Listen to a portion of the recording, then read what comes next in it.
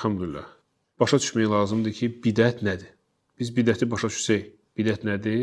Artıq bir çox əməlləri başa düşəcək. Onlar bidətdir ya bidət deyil. Bidət dinə, İmam Şatibi buyurur, dinə salınan yenilikdir ki, onunla insan Allaha yaxınlaşmağı görür. Sonra baxın qeyd edir ki, dinə salınan. Yəni bu şey Peyğəmbər sallallahu əleyhi və səlləm vaxtında yox idi. Bu bir qeyd. İkinci qeyd, eləyə bilərdi, lakin eləmədi. Və sonra da nədir üçüncü qeyd?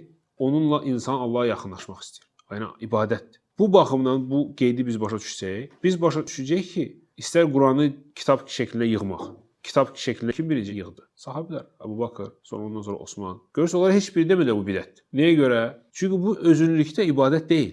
Bu kitab yığmaq və yaxud hərflərin nöqtə qoymaq, bu özünlükdə ibadət deyil. Aydındır. Necə müasir məsələlərə baxsaq, məsələn mikrofon, səsi gücləndirən, bunlar özünlükdə ibadət deyil. Bir, ikincisi ki, Peyğəmbər sallallahu vaxtında buna imkan yox idi.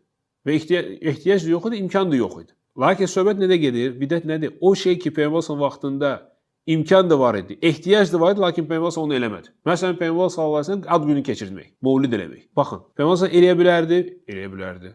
İmkan var idi, imkan var idi. İbadətdirmi? Ya bununla insanlar bunu eləyəndə ibadət eləyirlərmi? Savab gözləyirlərmi? Gözləyirlər. Düzdür, mövlid keçirirlər, savab istəyirlər. Bunun hamısı bidətdir.